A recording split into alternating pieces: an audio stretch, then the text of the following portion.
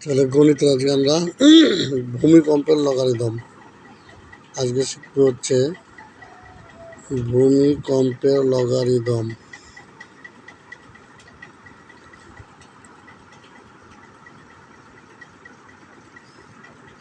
Logarithm সেটা শেখার আগে শিখতে হবে লগ 1 এর মান কত, 0, এটা জানতে হবে। লগ 1 এর মান 0। এবার হচ্ছে আমাকে প্রমাণ করতে হবে r = 0।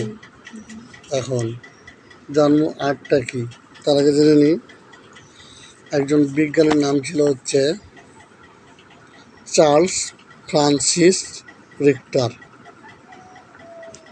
চার্লস ফ্রান্সিস রিক্টার তিনি একটা যন্ত্র আবিষ্কার করেন, যে যন্ত্রটার নাম ছিল সিসমোগ্রাফ। সিসমোগ্রাফ এটাকে আবার রিক্টার স্কেলও বলা হয়। সিসমোগ্রাফ, হ্যাঁ হবে, এটা নাম আবার রিক্টার স্কেলও বলা যায়। এই লোকটা আবিষ্কার করছে দেখে সম্মান রেখে তার প্রতি এটাকে রিক্টার স্কেল বলা হয়। যে রিক্টার স্কেল, তো এটা যন্ত্রের আসল নাম হচ্ছে সিসমোগ্রাফ। এটা এক কথায় উত্তর হতে পারে আর কি, বা অবজেক্টিভ আসতে পারে। এই স্কেল দিয়ে কতটুকু ভূমিকম্প হয় সেই ভূমিকম্পের মাত্রা মাপা যায়। যেমন কোনো একটি স্থানের ভূমিকম্পের উৎপত্তি স্থল থেকে, মনে করো এটা একটা স্থান ভূমিকম্পের, এর চারদিকে 100 কিলোমিটার এলাকা জুড়ে যে কাপুরিটা, এটাকে বলা হয় তোমার হচ্ছে আই। কথা বোঝা গেছে? ইটালিক আই আর কি, একটু আমরা বাঁকা অক্ষরে লিখবো ইটালিক আই। তাহলে এখানে যদি মনে করো যে তালতলিতে যদি আমাদের ভূমিকম্প হয়, এইদিকে 100, এদিকে 100, এদিকে 100, এদিকে 100, এই এলাকা জুড়ে যে ভূমিকম্পের যে একটা কাপুরি সবাই অনুভব করবে, এটাকে বলা হবে ইটালিক আই। তারপরটা চলে আসো, এবং আদর্শ ভূমিকম্পের তীব্রতা হচ্ছে এস, যেটা মৃদু মানে আর কি, মানে এটা দিয়ে কোনো ক্ষয়ক্ষতি হওয়ার সম্ভাবনা কম, এটাকে বলা হয় এস। ঠিক আছে? তারপরে এসের মান কত? এসের মান হচ্ছে 1 মাইক্রন, বা 1 সেন্টিমিটারকে 10,000 দিয়ে ভাগ করলে যতটুকু কম্পন অনুভূত হবে, এটাকে বলা হবে আদর্শ মান। এখন ভূমিকম্পের মাত্রা, একটা হলো তীব্রতা, একটা হলো মান, একটা হলো মাত্রা। তীব্রতা হচ্ছে ইটালিক আই, তাই না? আর মান হচ্ছে এস, ঠিক আছে? আর হচ্ছে মাত্রা হচ্ছে আর। এই তিনে জানতে হবে কিন্তু। এটা কি তীব্রতা, এটা কি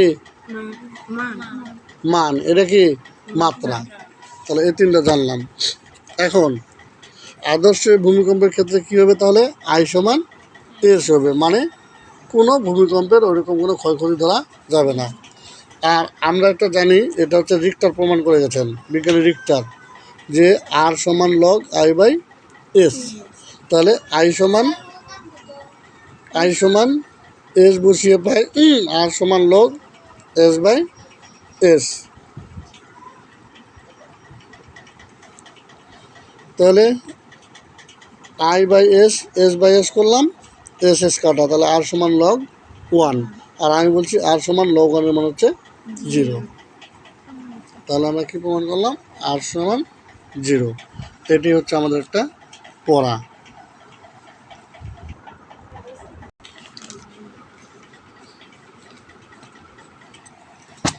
এবার আমরা একটা প্রমাণ করব। প্রমাণটা হচ্ছে 5 মাত্রার ভূমিকম্পের চেয়ে 6 মাত্রার ভূমিকম্প 10 গুণ বেশি শক্তিশালী, এটা প্রমাণ করতে হবে। তাহলে একজন ধরো, আমরা জানি 5 মাত্রা ভূমিকম্পের তীব্রতা আই সমান আই 5, যেখানে আর = 5, বুঝা গেছে? আর 6 মাত্রার ভূমিকম্প হচ্ছে I6, যেখানে R ইকুয়াল টু 6, হয়েছে? এবং প্রশ্ন মতো আমরা সূত্র জানি না, তাহলে R log 10, যেহেতু 10 গুণ বেশি হবে তার জন্য 10 I5/S সমীকরণ নাম্বার 1 দিচ্ছি, R equal to log 10 I6/S সমীকরণ নাম্বার 2 দিচ্ছি। এবার 1 নং সমীকরণকে লগ মুক্ত করব। কী করব? লগ মুক্ত। লগ মুক্ত করতে হলে আর এর মান 5 দিলাম, log 10 I5/S লিখলাম। লগ মুক্ত করলে কি হয়, এটা এদিকে আসার পরে এই 10টা থাকবে আর এই 5টা 10-এর উপরে চলে যাবে। তাহলে এটা সমীকরণ নাম্বার 3 দিলাম। এরপরে হচ্ছে 2 নং সমীকরণ হতে পাই। 2 নম্বর সমীকরণটা কী ছিল? R equal to log 10 I6/S। তাহলে আমরা এখন 2 নম্বর সমীকরণটা লিখলে লগ মুক্ত করলাম, আর এর মান 6 বসাইছি, তারপর লগ মুক্ত করার পরে এটা সমীকরণ নাম্বার হচ্ছে কত আমার? 4।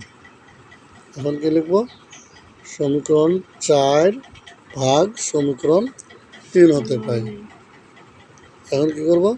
4 নম্বরটা লিখছি ভাগ, 3 নম্বরটা লিখছি সমান 4/3, গুণ করে উল্টায় দিচ্ছি, SS কাটা I6 I5 সমান 10। তাহলে এখানে কি হবে? এটা যা আছে তাই, আর এটার মান হচ্ছে, এই যে আমি এখানে দেখা দিচ্ছি, এটার মান হচ্ছে 10। তো এখন আর গুণ করছি, এখানে 1 আছে, এটা গুণ করলে I6 ইকুয়াল টু এটা গুণ করলে এটা, তাহলে কত? 10 গুণ হয়েছে। পারবেন কালকে?